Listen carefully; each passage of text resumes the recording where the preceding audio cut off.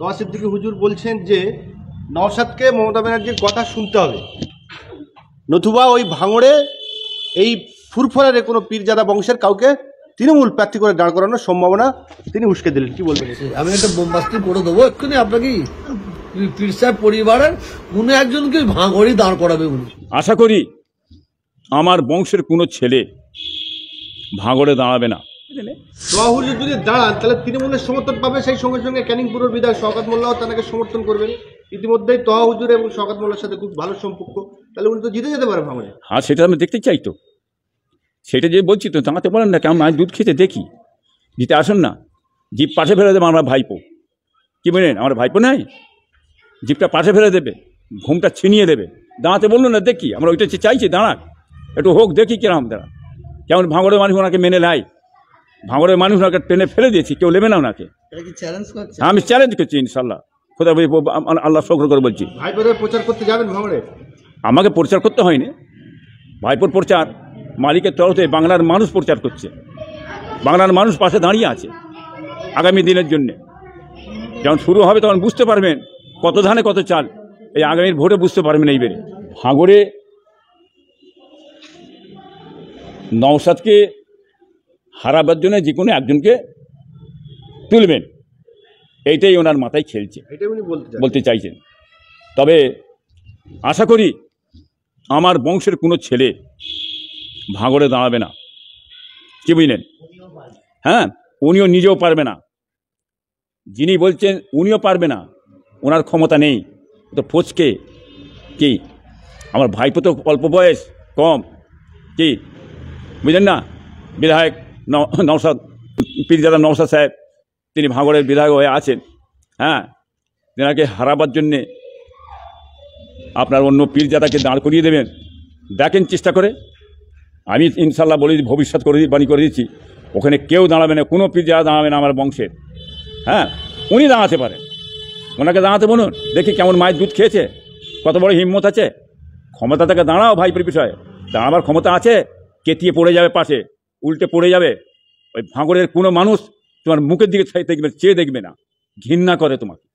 না, উনি কি এই যে বলছেন যে ফুরফুরা থেকে কাউকে দাঁড় করানো হবে, তাহলে উনি নিজের নাম করে না করে পরোক্ষভাবে উনি বলছেন যে আমি দাঁড়াতে পারি, এরকম? হ্যাঁ, ওইটি বাস্তব তো, ওইটা তো মনের ভিতরেই কথা বলছেন উনি। এটাকে বাংলার মানুষ বুঝতে পারছে না, ভালো মতন বোঝে, বুঝলেন না? উনি একদিকে উনি পীরজাদা, আর একদিকে তিনি তৃণমূল শাসক দলের হয়ে দাঁড়াবেন, তাহলে তিনি অ্যাডভান্টেজটা বেশি পাবে, হয়তো ভাঙড় থেকে জিতেও যেতে পারে, এরকম হতে পারে। আমার ভাইপোর কথা বলছেন না, তোয়া হুজুরের কথা বলছেন না। যখন উনি দাঁড়াবেন তখন তার মানে হচ্ছে না, তখন তো অন্য লাইনে রাজনীতি লাইনে নেমে গেল। আমার ভাইপো তিনি রাজনীতি করে, তো করে না বলছেন কেন? তিনি রাজনীতি করেন, মানুষ সেবা করেন, তার অধিকার আছে, দাঁড়াবার বলার অধিকার আছে। কি মিনেন? আল্লাহ রসুল করে গেছেন, সাহাবারা করে গেছেন, আমার বাপদাদারা করে গেছেন, কি মিনেন? রাজনীতি করে গেছেন, অতএব দাঁড়াতে পারে, কোনো অসুবিধা নেই। তোয়া হুজুর যদি দাঁড়ান তাহলে তৃণমূলের সমর্থন পাবে, সেই সঙ্গে সঙ্গে ক্যানিং পুরের বিধায়ক শওকত মোল্লাও তাকে সমর্থন করবেন। ইতিমধ্যেই তোয়া হুজুর এবং শওকত মোল্লার সাথে খুব ভালো সম্পর্ক, তাহলে উনি তো জিতে যেতে পারে ভাঙড়ে। হ্যাঁ, সেটা আমি দেখতে চাই তো, সেটা যে বলছি তো, দাঁড়াতে পারেন না কেমন মাছ দুধ খেতে দেখি, দিতে আসুন না, জিপ পাশে ফেলে দেবে আমরা ভাইপো। কি বলেন, আমার ভাইপো নাই, জিপটা পাশে ফেলে দেবে, ঘুমটা ছিনিয়ে দেবে, দাঁড়াতে বললো না দেখি, আমরা ওইটা চাইছি দাঁড়াক, একটু হোক দেখি কিরম দাঁড়া। কেমন ভাঙড়ের মানুষ ওনাকে মেনে নেয়, ভাঙড়ের মানুষ ওনাকে টেনে ফেলে দিয়েছি, কেউ নেবে না ওনাকে। আমি চ্যালেঞ্জ করছি ইনশাল্লাহ, খোদা আল্লাহ শকর করে বলছি। ভাইপোদের প্রচার করতে যাবেন ভাঙড়ে? আমাকে প্রচার করতে হয়নি, ভাইপোর প্রচার মালিকের তরফে বাংলার মানুষ প্রচার করছে, বাংলার মানুষ পাশে দাঁড়িয়ে আছে আগামী দিনের জন্যে। যখন শুরু হবে তখন বুঝতে পারবেন কত ধানে কত চাল, এই আগামীর ভোটে বুঝতে পারবেন। এইবারে একটা বিতর্ক দাঁড়া মারছে যে নওশাদ সিদ্দিকী বলছেন যে আমার দাদা হুজুর, অর্থাৎ আমাদের সবার দাদা হুজুর, তিনি একসময় দাদার নেতৃত্বে 44টা সিটে প্রতিদ্বন্দ্বিতা করেছিলেন, ভোটে দাঁড়িয়েছিলেন। আর আপনারই ভাই তিনিও পীরজাদা তোয়া হুজুর বলছেন যেগুলো মিথ্যে কথা, দাদা হুজুর রাজনীতি দক্ষ ছিলেন কিন্তু কোনো সময় ভোটে দাঁড়ায়নি। কি বলবেন এই প্রসঙ্গে? একটা সমর্থন করে দেওয়া বলা, কি বুঝলেন, এটা রেকর্ড দেখিয়ে দিয়েছে, আমার ভাইপোর সেসব রেকর্ড দেখিয়ে দিয়েছে, বুঝলেন না? ও পিছনে চেয়েছে কিছু হবে না, বাংলার মানুষ জানে। কি বুঝলেন, আমরা ভালো জানি কোনটা সত্য, যেটা নওশাদ বলছে সেটা। আমার ভাইপো শোনেন, আমার ভাইপো নওশাদ সিদ্দিকী পীরজাদা যে দলিল দেখিয়ে বলে দিয়েছে সেটা রাইট, কারেক্ট, এটা আমি তার চাচা হিসাবে বলে দিলাম, দরকার থাকে এসে ফাইল খুলে দেখতে বলবেন, দেখিয়ে দেবে ইনশাল্লাহ। হ্যাঁ, আপনারা দেখেছেন, দেখিয়ে দিয়েওছে, কি বুঝলেন। এসছেন খালি মানে আপনার মমতা ব্যানার্জি মহাশয় তিনি একলা নয়, ওই দিন দেখলাম বামপন্থী নেতারা আসছে, কংগ্রেসের নেতা আছে আব্দুল মান্নান, না আপনার একটা ক্ষোভ এসব আসছেন। রয়েছে অনেকগুলো, আমি বুঝতে পারছি, কিন্তু খালি আপনি- আমার নয়, আমার বংশধরদের ক্ষোভ আছে। সেই মুখ্যমন্ত্রীর দরবারে গিয়ে আপনি বললে ইফতারি যে মেহফিল ছিলেন সেই মেহফিলে উপস্থিত হয়ে আপনার ক্ষোভের কথাটা মুখ্যমন্ত্রীকে শোনালে ভালো হতো। না, আমরা কেন শোনা যাবো সেটাকে?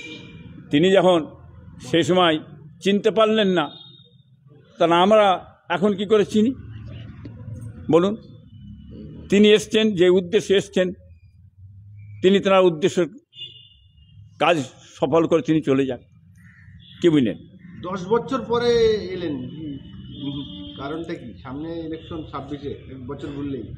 দেখুন, আমরা ধর্মগুরু, কি বুঝলেন, আমরা ধর্মগুরু, আমাদের কাছে সব দলমত নির্বিশেষে আসবে যাবে, কি বুঝলেন, আসছে যাচ্ছে, বামপন্থীর আসছে, কংগ্রেসের আসছে, তৃণমূলের আসছে, কি বুঝলেন।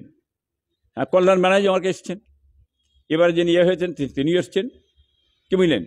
তো আমাদের আসে তাই নাই, সুরেন চক্রবর্তী, সেলিম, হ্যাঁ, গৌতম মুখার্জি, হ্যাঁ, আপনার এসব সব তো আসছে যাচ্ছে, এসেই থাকে আমাদের কাছে। আমরা পীর সাহেব হিসাবে ধর্মগুরু আসে, উনি তো নয়, সবাই আসবে যাবে। ওই দিন অভিযোগ আমাদের যেটা থাকে বলবো, তা না অভিযোগ যেটা তার যারা শুনবে তারাও বলবেন। ওই দিন দেখলাম যে ইফতারের মাহফিলে তোহা সিদ্দিকীর আমন্ত্রণ করলে তিনি গেলেও তিনি বলেন যে দাদা জিপি কেলা অফার দিনে তিনি বিশেষভাবে ছোট জিপি কেলার ওখানে ইফতারের মাহফিল করে এবং খাওয়া দাওয়া করে। এটা কতটা? দেখুন, এখানে একটা জিনিস ভাববার আছে, বুঝবার আছে। সেখানে যে গেছিলেন, ওখানে আমার কয়েকটা ভাই গেছিলেন, আমার ছোট ভাই কয়েকটা গেছেন, ছোট ভাই আমার, এবং আমার ভাইপোরা গেছিলেন অনেকে। সেখানে বসছিলেন, সেখানে বসে অনেক আলাপ আলোচনা হলো। সেই জায়গায় থেকে উনি জেনার কথা বলে গিয়ে যে এক ঝলক মুখটা দেখিয়েই সঙ্গে সঙ্গে উনি বেরিয়ে চলে এলেন, এসে ইফতার পার্টি এতে ইফতার মসজিদে সেটা ফুরফার পীর সাহেব দাদা হুজুর তোমার ওপার দিবস, উনি এসে ইফতার মসজিদে বসে গেলেন। বসে উনি বলে ছবি তোলো, ছবি তোলো, ছবি তোলো, হু করে ছবি তুলে দেওয়া হলো। হঠাৎ কিন্তু বেরিয়েছে, এখানে এসে ছবি তোলা হচ্ছিল, হচ্ছে কারণ কি? ভিতরে একটা চক্রান্তনা আছে, সেটা বাংলার মধ্যে বুঝতে পেরেছে। এর আগে উনি যে কাজ করেছেন, উনি তো মানে অনেক জায়গায় ইফতার করেছেন, তাতে মানে পার্টির টাকায়, কিছু অবৈধ টাকায় ইফতার তো করা যাবে না, রোজা খোলা যাবে না, তো অনেকে ন্যায় কথাটা বলেছেন।